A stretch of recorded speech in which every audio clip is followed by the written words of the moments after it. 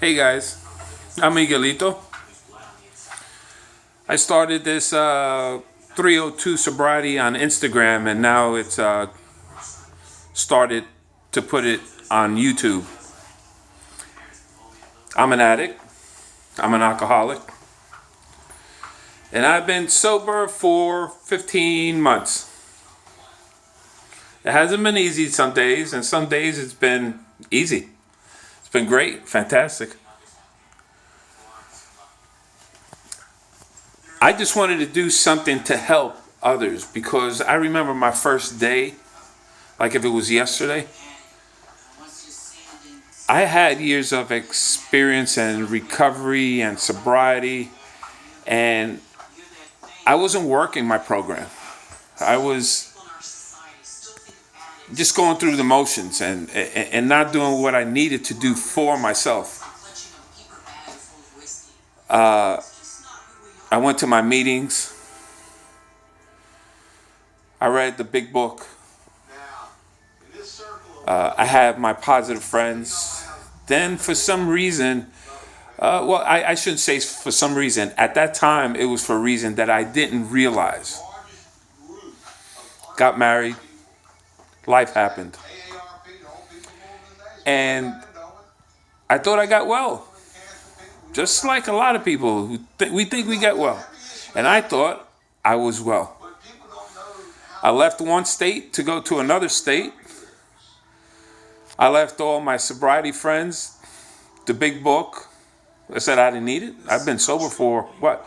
At that time, I was sober for 25 years.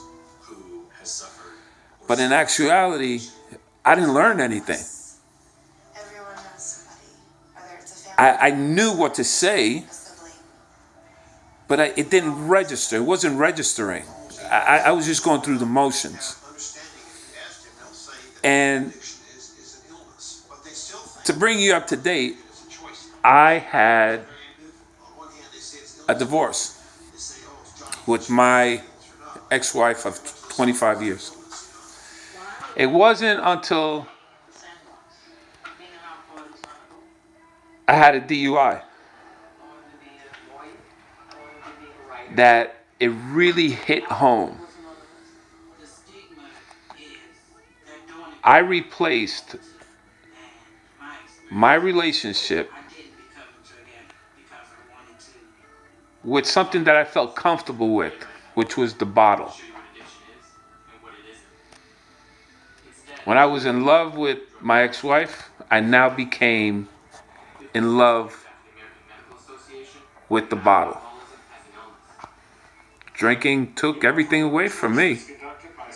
And I'm not talking about it took away my freedom. I'm talking about it took away my pain. What I was going through, oh poor me. You know, nobody understands what I'm going through. I soon found out that everybody goes through something. I just was so focused, so self-centered, so into myself. You know, I knew it in my head, but I didn't feel it in my heart. Well, I've been clean 15 months now, which I'm happy because this time I've been working it the correct way. I'm participating, I'm giving back, and that's very important to give back. So I can't keep it unless I don't give it back. And that's what I'm doing now. That's why I started the 302 Sobriety, this YouTube channel.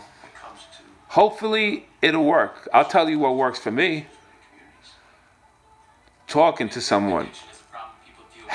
Being reminded that I am an alcoholic. I'm going to have to do this for the rest of my life. Because having sobriety for a certain amount of time and say you fall off the wagon, that's not sobriety. That was a pause in your drinking. You understand what I'm trying to say? It was a pause. Like for me, I had a pause of 25 years from drinking. I was still a drunk. And I didn't realize that. So I have to continue it for the rest of my life. I've got to surround myself with the right people. And that means non-alcoholics, recovering alcoholics, sober people. People that are going to tell me what I need to hear, not what I want them to say. I have a sponsor, awesome guy. He tells me like it is. I don't like it. I don't like sometimes working the steps with him. Especially step 4 was hard, the hardest for me. But it helped. It helped so good. I feel real good. I feel good when I feel bad. That's how good. It's like a spiritual enlightenment. I'm working. I'm trying to get a balance in life. Instead of just focusing my energy towards one thing, either work, I become a workaholic. Drinking, I become an alcoholic. Sex, I become a sexaholic. You give me something and I will turn it into an alcoholic. So I have to find a balance. I try to work out. I bike ride. I don't overdo it. Once I find out that it's overtaking my life and I have no control and I'm powerless over anything, I can't take that first drink because it changes my whole chemical being inside me. I'm not that person I started out. Like you're looking at me right now. I'm a good guy. I know I'm a good guy. But if I take that one drink, it changes me instantly. I'm no longer this person. And I have to realize that. So I'm not going to jeopardize what I'm working hard for. Look, I'm almost 60 years old. If I go to jail, I'm staying in there. If I kill someone in the DUI, I'm not only affecting myself and my family, I'm affecting other people's families. And that's my responsibility. And my responsibility is to talk about it, to share, not to do it. Especially our young people.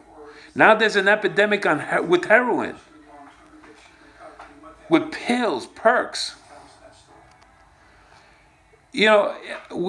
As young kids, we think we are invincible. We're just going to try something. We're going to experiment. But when you open up that can of worms, you're done in. Especially if it runs in your genes. If you have alcoholic parents, drug addict parents, it's in your genes. It's a disease. A lot of people don't want to realize that. People say, hey, all you have to do is stop. All you have to say is no. No, it's not like that. It's really not like that. Because for me, I could say no.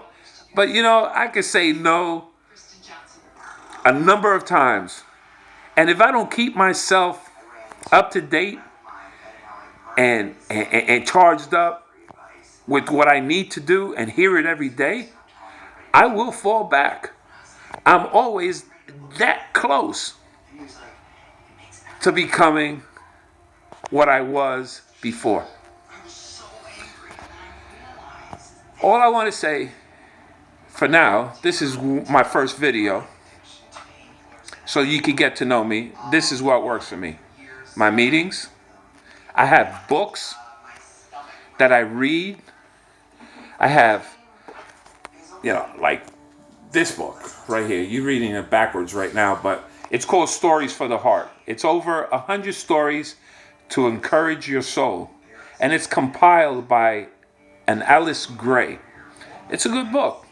It's good reading. I have the best book that I love is my big book. I also have a book. It's Experience, Strengths, and Hopes. I have Daily Reflections. I have Truth, Faith, Hope, and Love. I have, what else? I have Thousands Path to Comfort. You name it, I buy the book. I read it when I have to. I even have apps on my telephone so I can remember, so I can get spiritually in touch with myself, so I have my big book next to myself, so I don't relive what I did before, so I don't become that monster again. There's help out there, but you got to work it. The same way I was so energetic and I did anything for that drink, that drug. I did a lot so I can get what I wanted. I'm doing the same thing to get and keep what I need, and that's my sobriety. I'll tell you right now, I'm not going to be a perfect person, but I'm going to be a better person. Each day I try to be a better person than the day before. Try to do something for someone. Don't let them know that you did it. You feel good. Talk to somebody. If you have a problem, grab a sponsor. Get yourself a sponsor. Go to a program.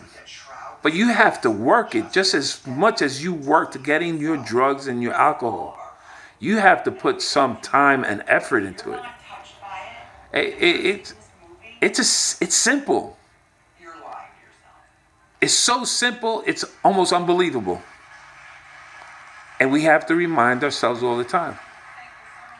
And don't get angry at your family and your loved ones because they're sick and tired of the way you are, whether you're stealing, you drive them crazy. They're dealing with the same issues as you are. They either can help you by saying, hey, you got to handle it by yourself, or become an enabler and tell you yes, yes, yes, yes, and then do the opposite and give you money or put a blind eye to what you're doing. That's not helping you. That when they say tough love, that's when you need that tough love. I could keep talking and talking and talking, and I will in other videos. But do me the favor. If you like this video and you want to see more, click the subscribe button. Like it. Visit me on 302 Sobriety on Instagram. I have little quotes and stuff that I make up or I pass from other people. To maybe you can read it. You might say, hey, look at this guy. He's just a drunken bum, just like all of us. Yeah, you're right. But I'm doing something about it. Where are you? See you.